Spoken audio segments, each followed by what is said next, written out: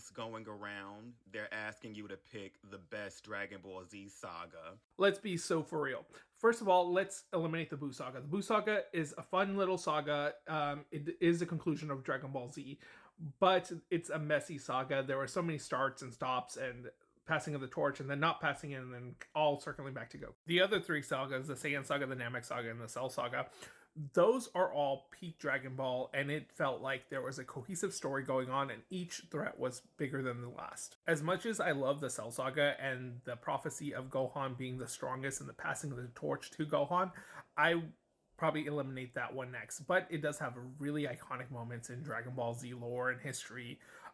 Some of the best power-ups, some of the characters coming full circle, Vegeta finally realizing his limits and realizing that his ego is his biggest weakness.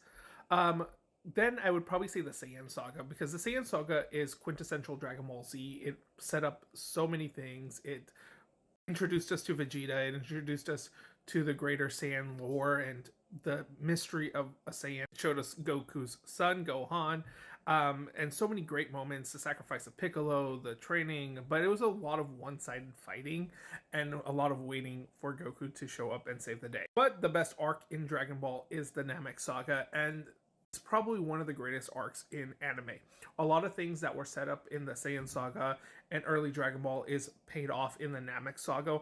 We get the backstory of Piccolo, we get the redemption of Vegeta, we get this superpower that is unimaginable, probably the greatest villain of all time in anime and in Dragon Ball, of course. And we get the quintessential greatest transformation of all time in Super Saiyan. It was built up so much, and then the payoff was just brilliant. Everybody was doing something here, and yes, a lot of the times it did come down to waiting for Goku to come back and save them, but everybody had things going on. Vegeta trying to collect the Dragon Balls, playing double duty, Gohan and Krillin, exploring Namek and trying to find the Dragon Balls as well. There's this like cat and mouse chase. Some of the best fights are in here. The introduction of the Ginyu Force, and then of course, like I said, Frieza is the greatest anime villain of all time.